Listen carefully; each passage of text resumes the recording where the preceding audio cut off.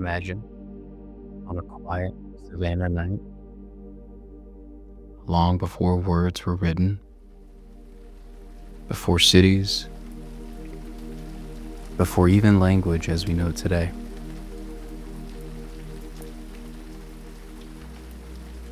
Somewhere in the dark, early world, the sky cracks open. A lightning bolt splits the clouds. Thunder shakes the ground and ignites the dry grass below. A tree smolders. The air smells strange. And behind some bushes, early humans, Homo erectus perhaps, watch it with wide, unblinking eyes.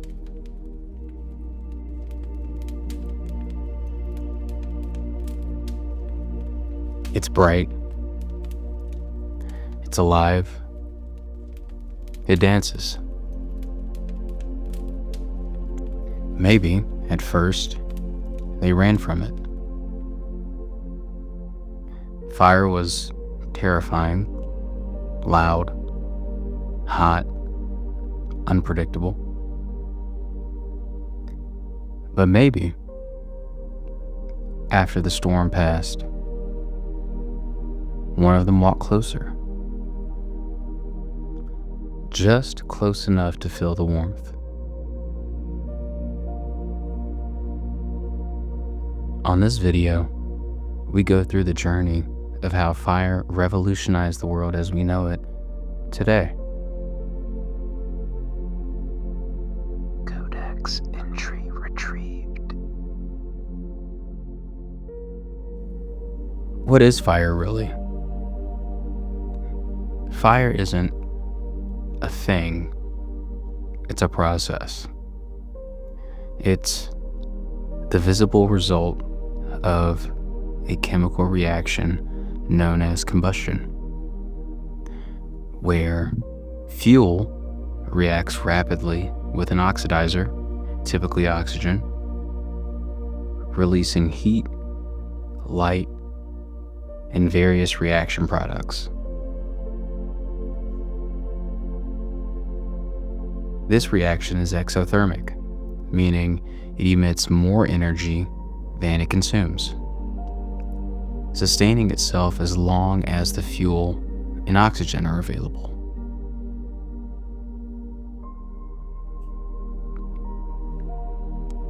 At its core, fire is a manifestation of energy transformation. The flames we see are composed primarily of hot gases, including carbon dioxide, water vapor, oxygen, and nitrogen.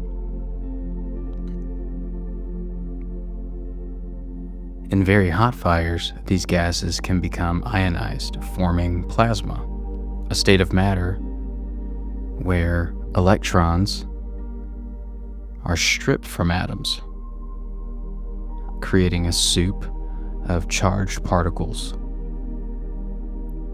However, in most common fires, the degree of ionization is pretty low. So while plasma may be present in small amounts, fire is not predominantly plasma.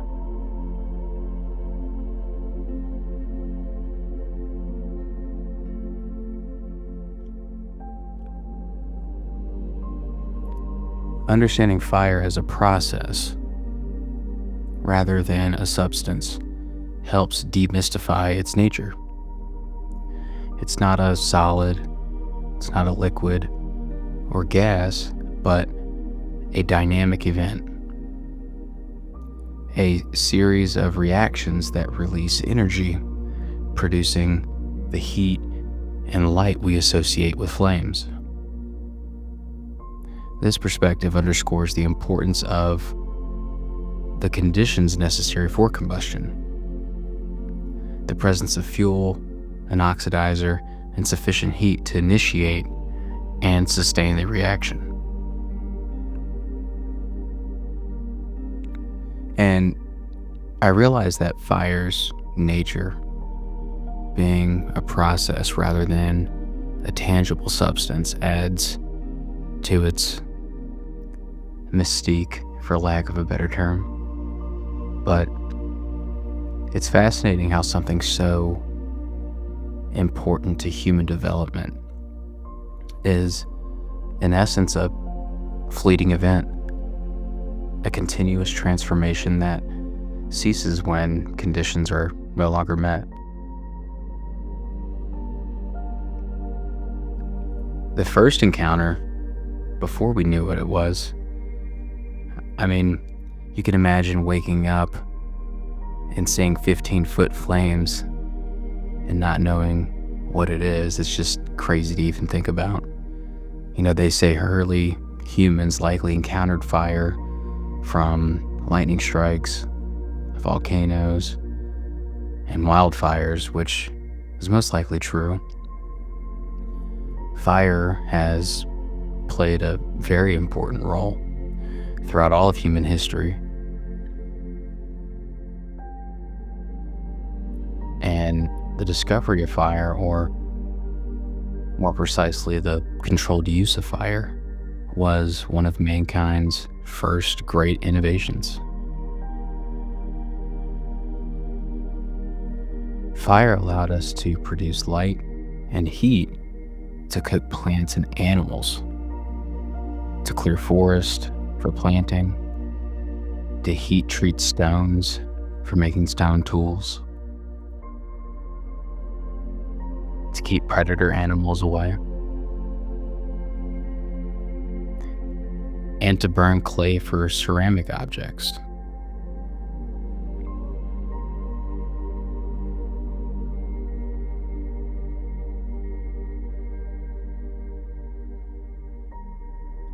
It has social purposes as well.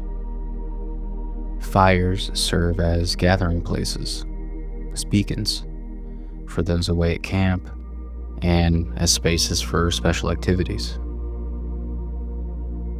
But who exactly invented it? How exactly was fire discovered? According to Greek mythology, Prometheus stole it from the gods and gave it to humans. Many Native American cultures believe an animal such as a wolf, woodpecker, or coyote brought fire to people after stealing it from an evil being.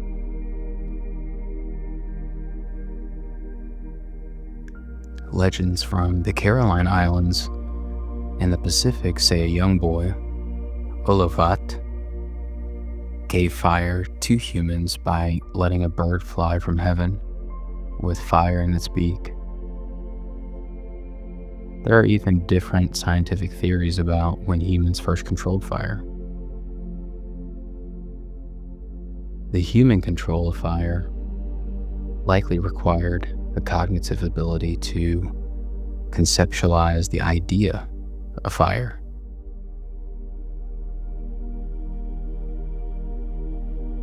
Which itself has been recognized in chimpanzees. Great apes have even known to prefer their foods cooked. The fact that experimentation with fire occurred during the early days of humanity should come as no surprise, really. And this next person, I'm probably gonna butcher how it's supposed to be sound, but archaeologist J. A. J. Galit offered a general outline for the development of fire. The use, which is opportunistic use of fire from natural occurrences like we mentioned earlier, lightning strikes, meteor impacts. Limited conservation of fires lit by natural occurrences. The use of animal dung or other slow-burning substances to maintain fires in wet or cold seasons. And finally, kindled fire.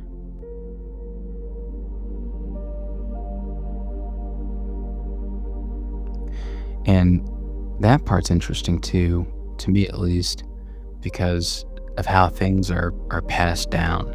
Who would have thought animal dung could hold an ember to regenerate fire or control fire? It's just crazy. Some earlier evidence of the controlled use of fire was likely an invention of our ancestor Homo erectus during the early Stone Age or the lower Paleolithic period. The earliest evidence of fire associated with humans comes from Oldewan hominins. That's a mouthful. I'm going to try it one more time. Oldewan hominins sites in the Lake Turkana region of Kenya.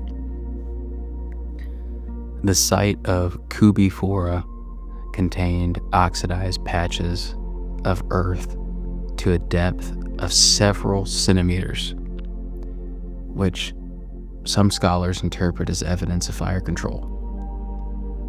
The Australopithecine site of Chesowanja in central Kenya, about 1.4 million years old, also contained burned clay cast in small areas.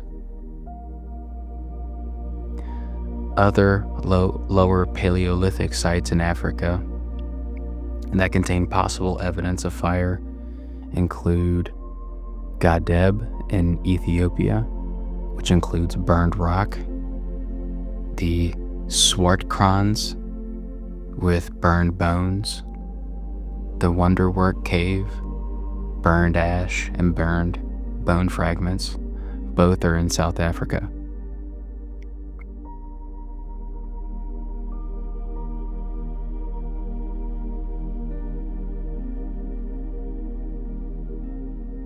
Can you imagine finding all of that different stuff? I've always been interested in becoming an archaeologist, and whenever I travel to a historic site, I really try to imagine how life was like, how the people walked, what they wore, what they experienced day to day. How was the interaction like with others? What fire really meant to them? What did the air smell like? What was the reason they lit the fire to burn the rock or burn the bones or anything else, really? I really find it interesting. The earliest evidence for the controlled use of fire outside of Africa is the site of Gesher Binat Yaakov in Israel, where charred wood and seeds were recovered from a site dated back to around 790,000 years old. Other evidence has been found at Zhoukoudian, a site in China, a Beaches Pit in the UK, and Qasim Cave in Israel.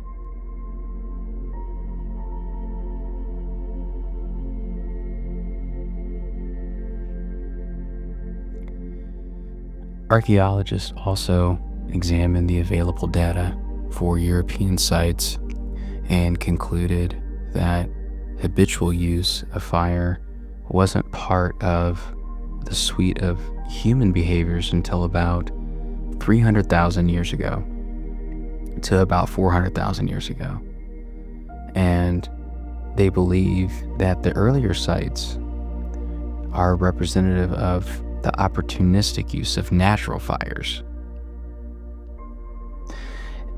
And it's crazy to think that now, when we get cold or when we want to cook food or we want to set the mood on date night, we can now just flip a switch and fire's there.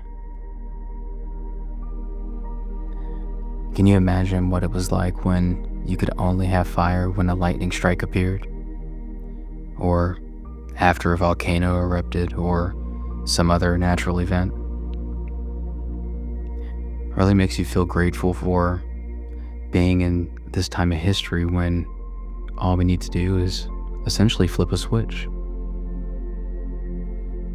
Terence Toomey also published a comprehensive discussion of the early evidence for the human control of fire 400,000 to 800,000 years ago.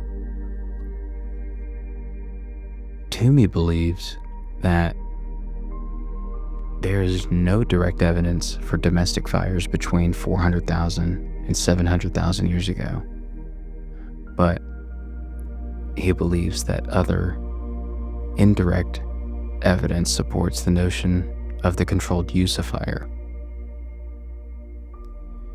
For example, Toomey's argument is based on several lines of indirect evidence.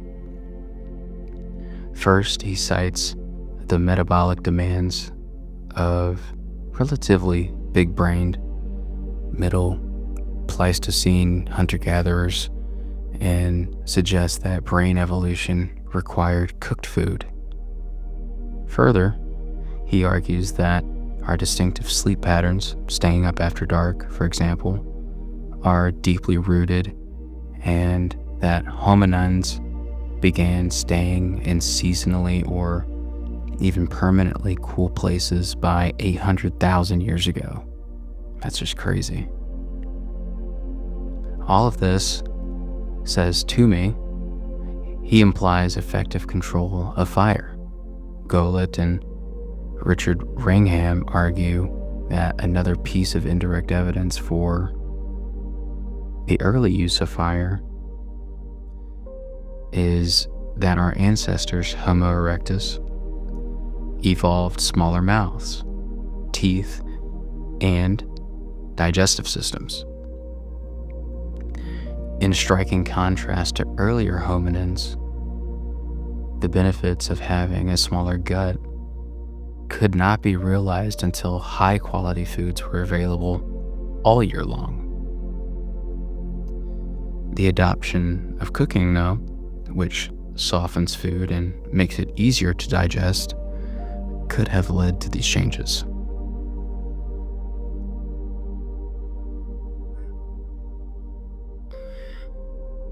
And so with all these clues, the smaller teeth, the softer diets, longer nights by flickering warm fires, we begin to see the outline of something much bigger. Not just the use of fire, but the keeping of it. Because at some point, fire stopped being a wild, lucky chance from the sky. It became ours. And when something becomes ours, we protect it. We feed it, and we give it a home. This is where the hearth enters our story. Not just a pile of burning sticks on the ground, but a deliberate, sacred space built to hold fire, to cradle it, to make it last. A hearth is a deliberately constructed fireplace, essentially. The earliest examples were made by collecting stones to contain the fires, or simply reusing the same location again and again and allowing the ash from previous fires to accumulate. Hearths from the Middle Paleolithic period, about 200,000 to 40,000 years ago, have been found at sites such as the Klazes River, the caves in Africa, South Africa, the Tebboune Cave in Israel, and the Balamor Cave in Spain.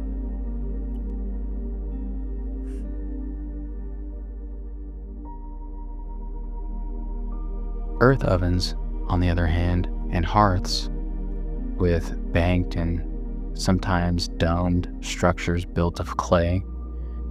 These types of hearths were first used during the Upper Paleolithic period for cooking and heating, but sometimes for burning clay figurines. And I'm going to butcher this one too, the Gravitation Dolní Vistonis site in the modern Czech Republic has evidence of a kiln construction. Although construction details didn't survive, the best information on Upper Paleolithic kilns is from the deposits of the Kilsor cave in Greece.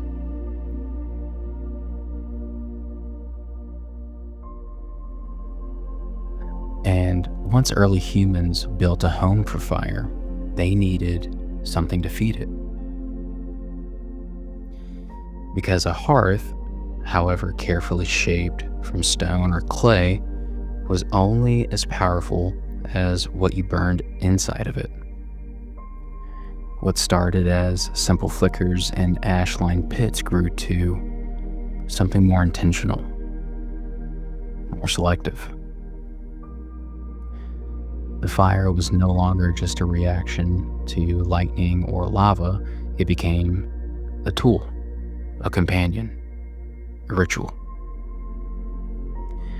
And like anything we care for, it had needs, which leads us to the next piece of the story, what we burned and why we chose it. Relict wood was likely the fuel used for the earliest fires. Purposeful selection of the wood came later. Hardwood such as oak burns a lot differently than softwood such as pine, since the moisture content and the density of the wood all affect how hot or how long it will burn. In most places where wood was not available, alternative fuels such as peat, cut turf, animal dung, animal bones, seaweed, and straw were used to build fires. Animal dung was likely not consistently used until after the domestication of animals led to keeping of livestock, which was about 10,000 years ago.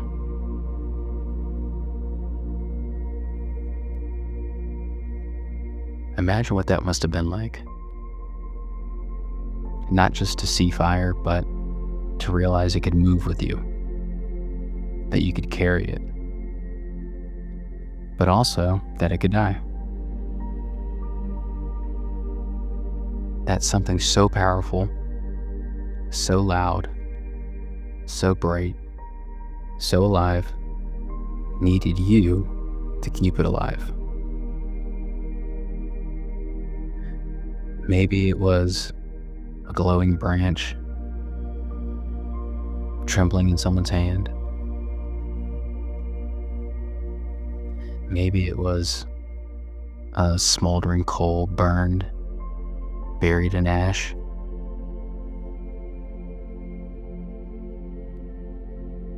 What would it mean to your tribe, to your survival, if you lost it? What does it feel like to be the first person, though, who truly keeps it alive?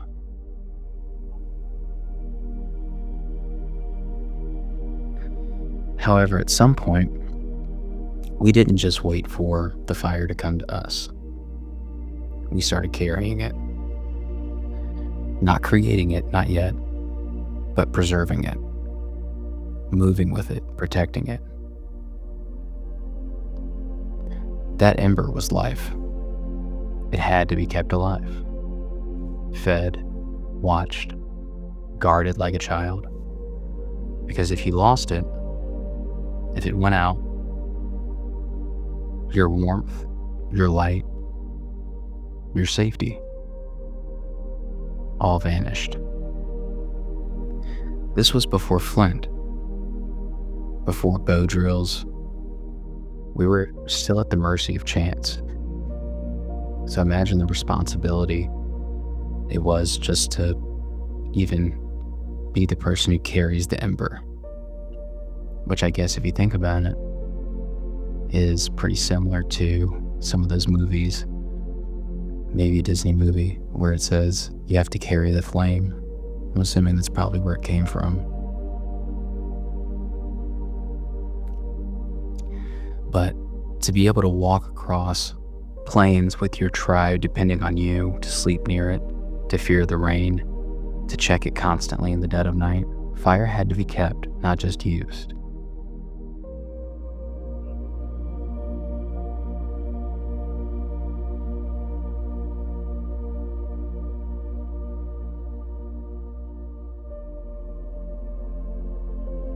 And before fire, we ate a lot of raw food, tough fruits, bitter leaves, gristly meat, torn and chewed with effort.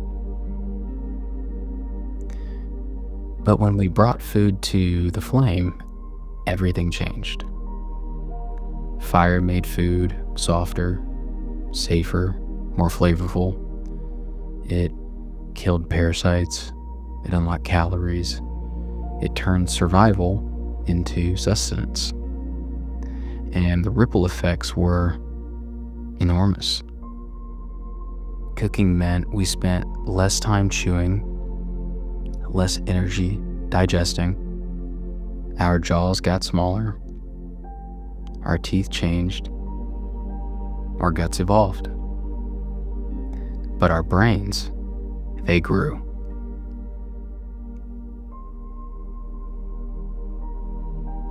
Richard Wrangham, a biological anthropologist, argues that cooking was a turning point in human evolution. That fire didn't just make food taste better, it gave us nutrition surplus to power larger brains. Which means fire may have helped us think. Imagine that. A spark on wood, leading to sparks in the mind.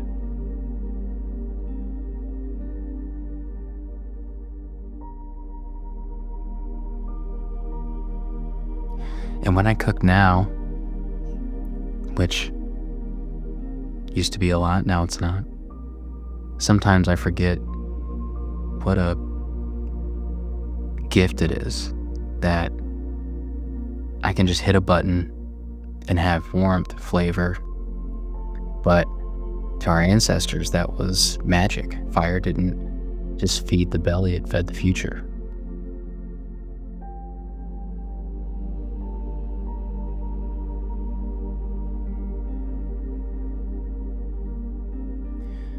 Before fire, though, the day ended with the sun. When darkness fell, so did silence. But fire changed all of that. Suddenly, we had light at night, warmth after dusk, a way to see each other, even when the stars were the only thing overhead. We stayed up longer. We talked. We shared stories. We danced. We stared into the flames and imagined things beyond the immediate. We began to dream in new shapes. Some scientists believe this nighttime extension of consciousness allowed for language to flourish, for myths to form, for deeper social bonds to take root. The campfire wasn't just a light source, it was a stage, a classroom, a confessional, a cradle for culture.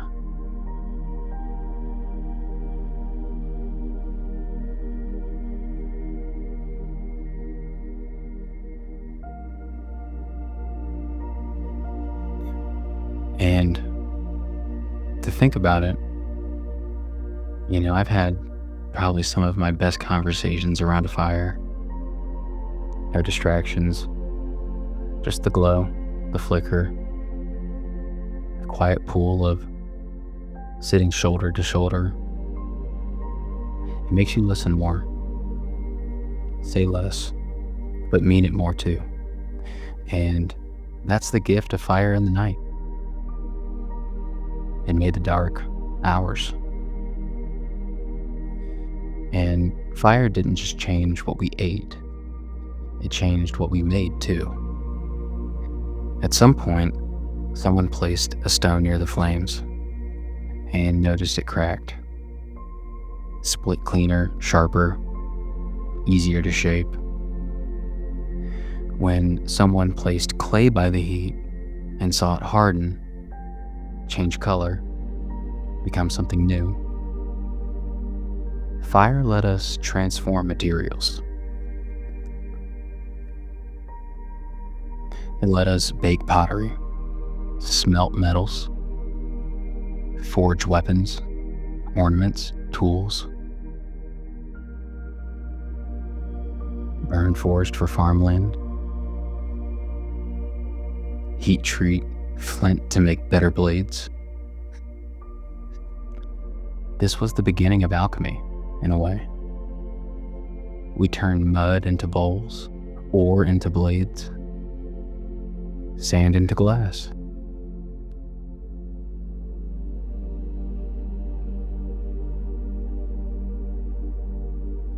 Entire ages of humanity are named after what fire helped us shape. The Bronze Age, the Iron Age, and even today, the heat of fire lives in our manufacturing lines, our kilns, even our engines. And, I think about how many inventions start with that what if moment.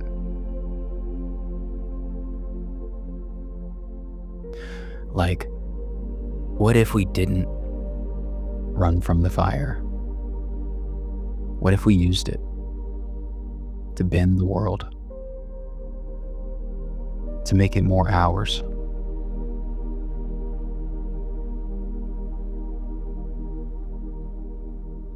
I wonder how many times people burn their hands or ruin something before they got it right.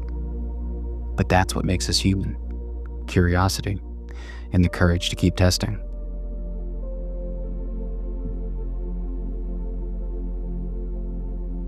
And once we learned how to keep fire alive, we had to make sure it stayed alive. This wasn't a task, it honestly became a role of responsibility. In many early cultures, there was always someone, usually a woman, a priestess, a child, who was the fire keeper. Their job wasn't to go hunt or forage or even fight. Their job was to watch the flame, feed it, tend it, guard it through wind and rain at night. Because if the fire died, the tribe could freeze, could go hungry, and even worse, lose their light.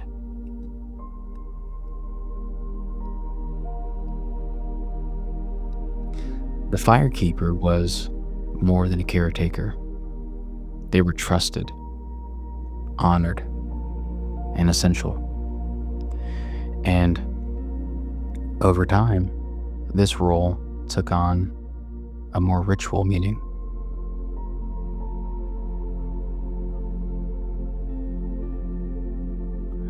The hearth wasn't just a practical space, it was sacred. And in some cultures, hearth fires were never allowed to die. They were passed from mother to daughter, generation to generation.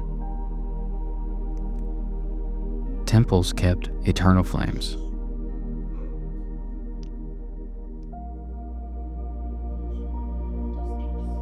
Villages held ceremonies to relight the communal fire. It wasn't just about heat anymore. It was about identity.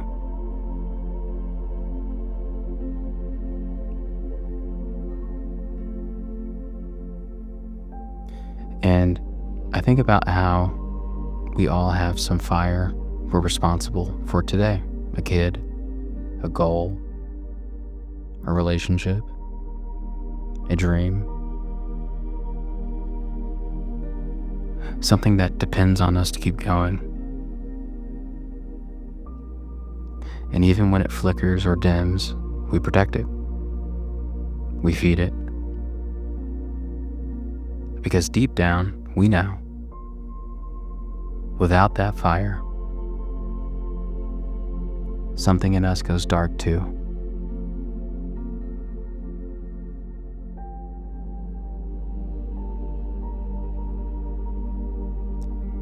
The hearth wasn't just practical, it really became personal, a center point of life. Around the flames, stories were told, meat was shared, eyes met across the orange flicker, and songs rose into the dark.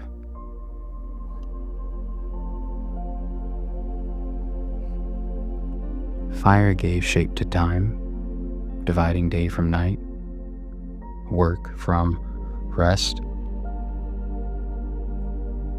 and in many ways, it created rhythm.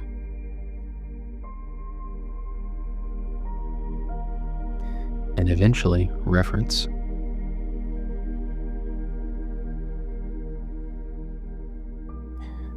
Across cultures, fire became more than heat and light.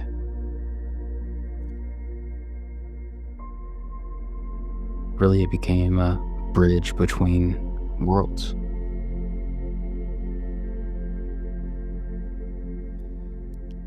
And I'm going to ruin this tribe's name again, but in Zoroastrianism, fire is a symbol of purity and truth. In Hinduism, Agni, the fire god, carries offerings from earth to the heavens.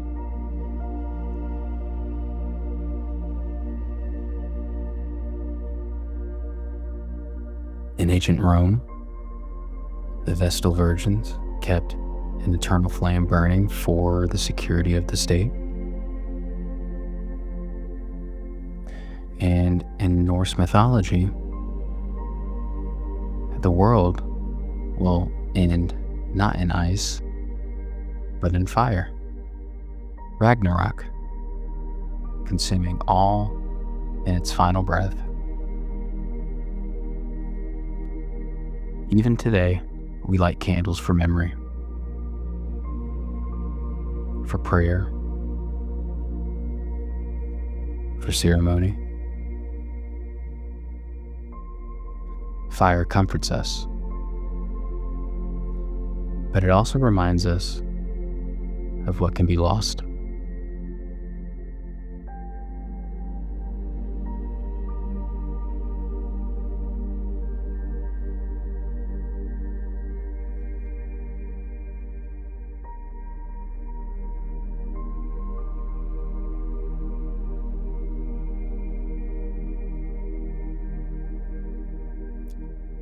The ancient ember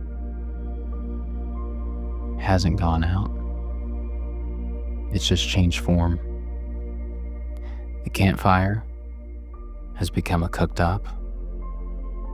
The forge has become the engine. The torch has become the screen. Today, we carry fire in our homes, in our pockets, lighters, ovens, devices glowing with energy, heat shaped into data. But something has shifted. We don't see fire the way we did. We've forgotten the terror and the awe. We've contained the wild spark, harnessed it. But perhaps lost our intimacy with it in the process.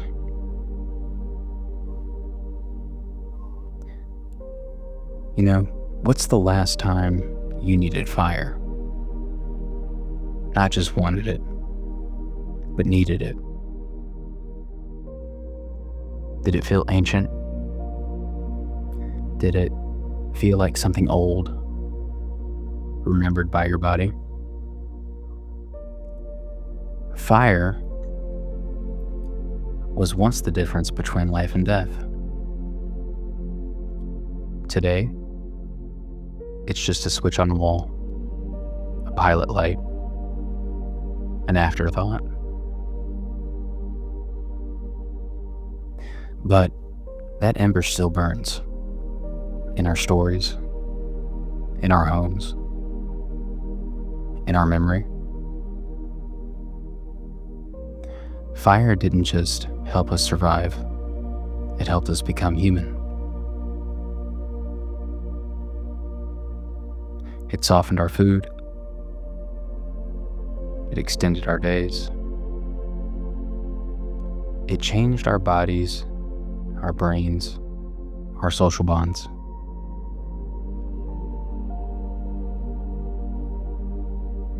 It taught us to gather, to protect, to pass on what we knew.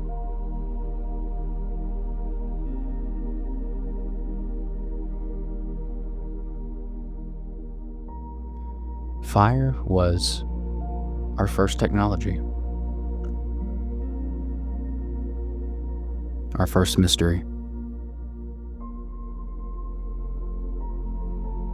and maybe our first mirror. Because like fire, we are fragile,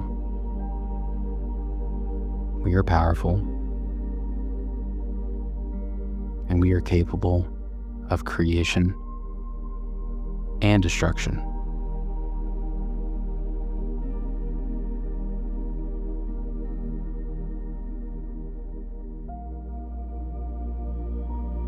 So what does fire mean to you now, personally, symbolically, spiritually?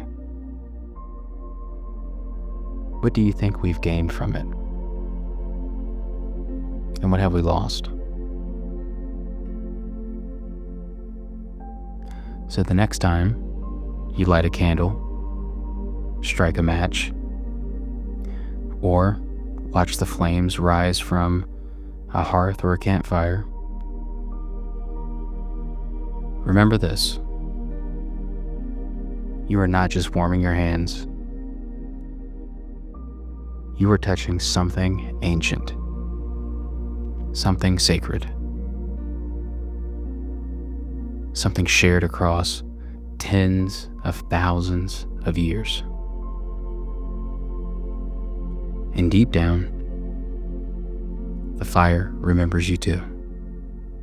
Codex Entry complete.